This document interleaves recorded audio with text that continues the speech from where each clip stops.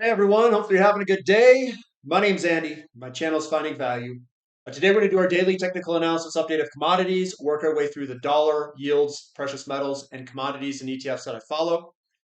I'm going to interject my financial opinions as we go. And if you need help with anything, check out finding-value.com, where I go deeper into each of these sectors on the website. We have a question and answer session coming up at 7 a.m. on Saturday, Mountain Time. Let's dive in. Let's see what's going on today. DXY, to me, we're getting more and more data. Momentum's to the downside. To me, it looks like a flag pattern where we could potentially head lower. Although, looking at yields, the dollar looks like it wants to go lower. Yields look like they're going higher. So we've got a downtrend line that's been broken to the upside here. Could the 2-year start to work its way on up? Or are we just going to kind of meander sideways for a while? Difficult to say. I don't think they're going to, well, inflation is coming back. And I don't think that they'll necessarily raise rates, but they could hold rates where they're at.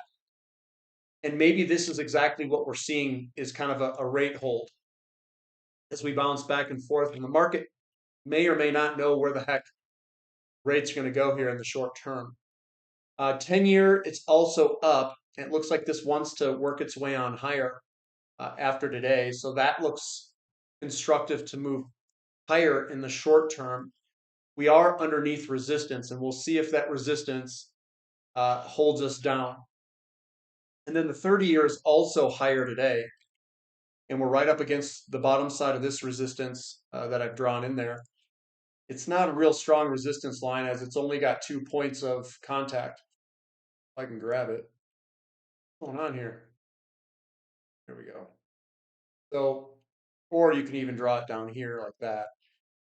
We'll see if this thing holds, and if we start to head higher, need a little bit more data here. This could also be an inverted flag pattern that I've got where it breaks to the downside. So difficult to actually know where yields are going to go here in the short term. There's nothing sticking out to me saying we are for surely going higher or for surely going lower at this time. But we have a bounce today. That bounce indicates that we could potentially go higher in the short term until something else tells us otherwise. TYX TNX ratio curve inverting a little bit on the 30 and 10-year. So curve is still inverted for the most part, and it's pinned down here for a little while. If inflation's persistent, I would expect this to be pinned lower like it is. If inflation were to come off a little bit, I would expect rates to come back down and this to go back up. But right now, inflation seems to be persistent. TLT bond prices heading a little bit lower today, and obviously yields were up. Maybe we're filling this gap. Difficult to say here.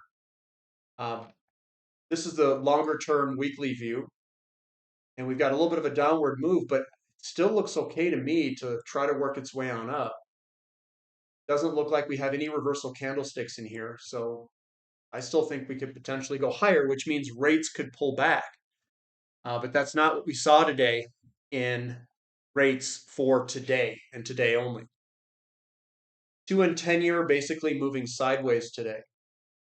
It's just holding on, and it's steadily creeping upward, inverting the curve for the 2 and 10-year. Gold, it is down $26 an ounce. Rates were up today. Yield curve, a little bit of an inverting. So I think that the momentum is definitely to the upside. I don't think that this will be a huge pullback. We could get a pullback. It is a bearish engulfing pattern. We do have a wick at the top here, a small candlestick, which means the buyers equal to sellers, and we got a little bit of selling pressure. So in the short term, we could get a little bit of a pullback, but the momentum is still to the upside. And we'll monitor to see what this pullback looks like the next few trading sessions. Silver also pulling back a little bit right at resistance. It's still inside this squeeze of a lifetime. It doesn't mean that we have to break out immediately. We could go sideways for a while as that yield curve stays inverted and inflation is still in the system. So this could go sideways, but I still think that this is a really good location to be looking at silver, physical metals, miners, whatever it is. And if we're 6 months too early or a year too early, it'll go sideways like this for a while. And then eventually, I think it will break up when the right market conditions come. And I think the market conditions for this will probably be rates going a little bit lower. Platinum down 1.33%. Bounced off this kind of bottom here, but still looks good to go higher. Momentum to the upside, and it was bought back up towards the end of the day today. You can see it coming back up. A little bit of selling pressure there. Should have bought some down here. Wasn't really paying attention to that, but yeah, looks good to go higher. Palladium also bouncing today. It tried selling off, but bounced back to the upside. Ended up $5 an ounce. Still looks good to go higher. That's just a flag pattern for the most part. XAU to gold ratio slightly lower, but again, it looks to me like the trend's been broken here in the short term and the momentum's to the upside. Still looks good to move on up. CRB index up just a teeny bit. It's hanging in there at the moment and the momentum's to the upside. Still looking good. Still looking good to keep working its way on up. CRB to S&P 500 down a little bit. Looks like the S&P 500 was up. And we pulled on back a little bit. Still in this channel going sideways. GDX a little bit lower. We are above pretty good support here. We've got support all through this box here of previous trading sessions here. So we're up against support here. And I do think that we'll eventually work our way on up.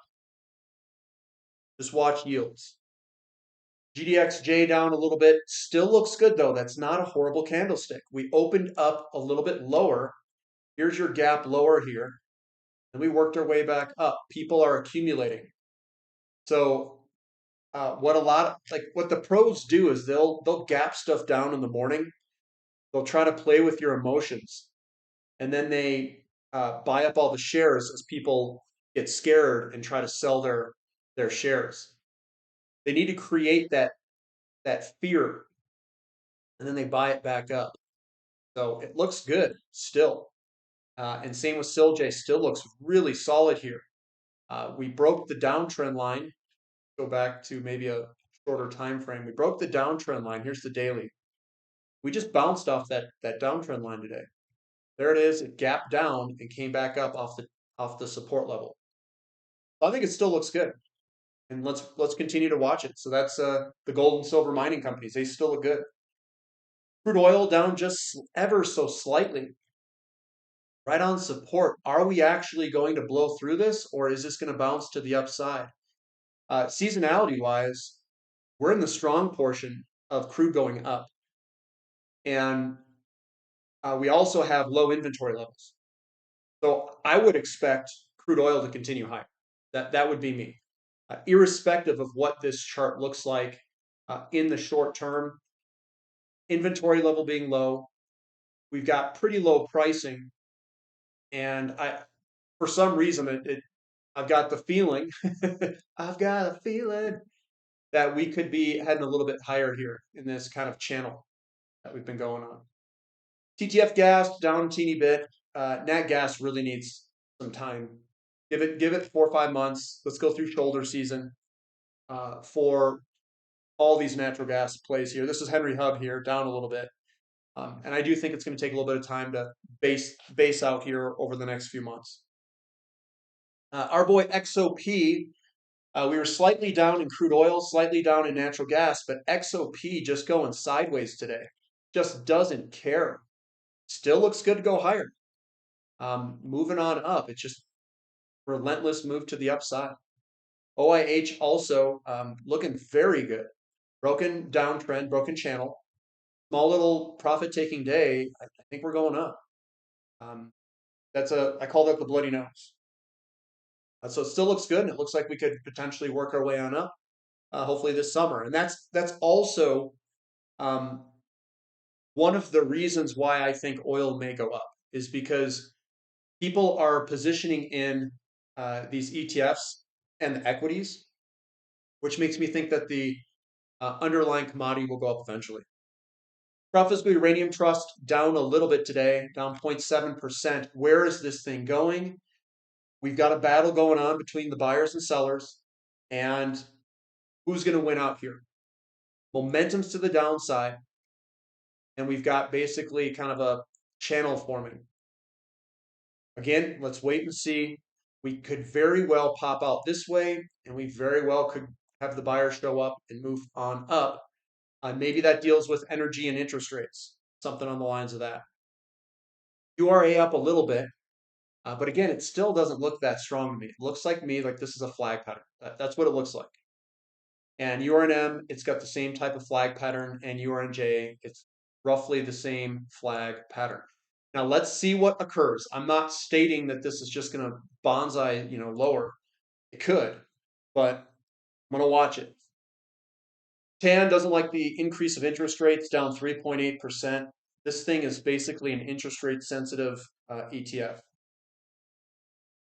Copper up a little bit. We're right on this resistance line. Again, let's see if this thing breaks. I know we've got deficits coming out in the future, and I'm quite surprised that copper's down at $3.93 a pound.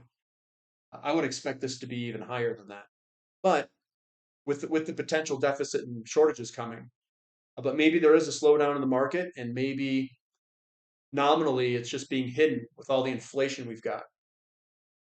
The COPX down slightly today, but not a dramatic move. This isn't, still looks good.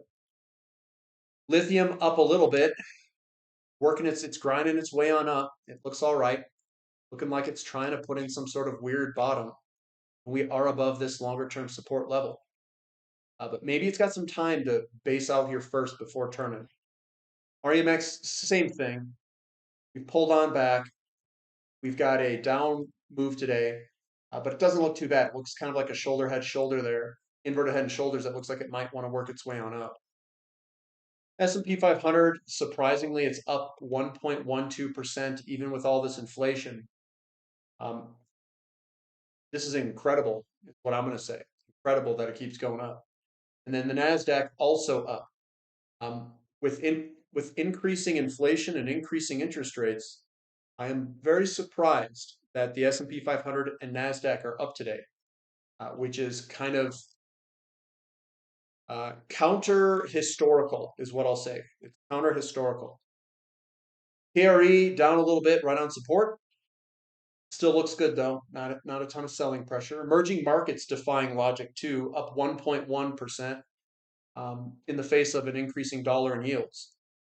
And this does look good to just rip. It does. Emerging markets look good. XHB also heading higher.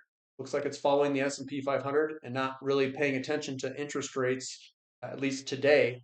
But maybe there's things that people know. Maybe they know that rates are going to go down and that they're piling in to interest rates, which would then pile into the S&P 500, the NASDAQ, and maybe even the home builder ETF.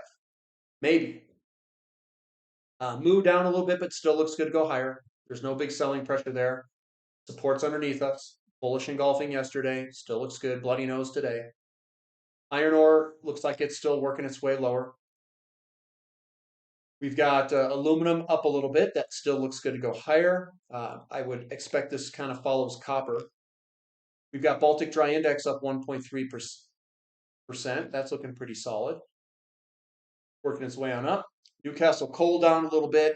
Natural gas has been a little bit weak. They kind of trade together, but it's still basing out and still looks good in my opinion. Bitcoin down, surprisingly, with the NASDAQ up. It still looks good to go higher. Momentum's definitely to the upside. Same with Ethereum. Momentum's to the upside, but still looking good in the short term. SMCI, big day today, 7.66%, adding a good, what is that, like billion plus to its market cap. It's holding up. And NVIDIA also holding up 7% today. That is crazy in my opinion. 7% today, but we'll watch it, see what happens. But that's what I've got for today, guys. Give me a thumb up for the content. Subscribe to the channel. Subscribe to the website if you'd like. We still have LEAP going on, LEAP, 50% off first month. Try it out. Goes to regular pricing after, or you can get a bigger discount subscribing to the yearly membership. We have a question and answer session coming up 7 a.m. Saturday. And that's kind of all I got, guys. It looks like I'm surprised at the S&P 500 and Nasdaq continuing to go up in the face of increasing interest rates. So maybe something's coming along with interest rates that people know, insiders in the banks or something like that. Maybe they continue to pile in because they know what's coming. Maybe, or maybe not. Maybe it's just sentiment that's still steamrolling these things higher, and maybe they go up for a little bit longer. Uh, to me, it feels like we're at the end of a technology boom, and that we're at the beginning of a commodity boom. Most everything that I look at in terms of data suggests that.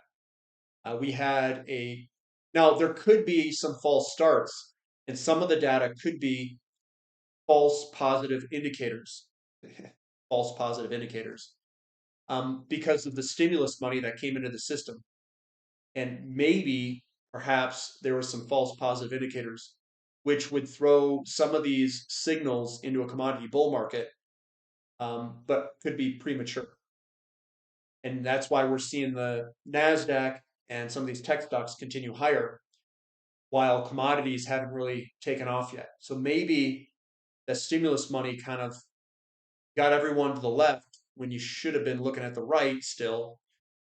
But more or less, it still doesn't change the fact that they're cheap, still doesn't change the fact that this is expensive in terms of historical measuring standards against each other. And buying the undervalued assets is still the better risk reward play. So that's what I've got for today, guys. We'll catch you next time. This is Finding Value.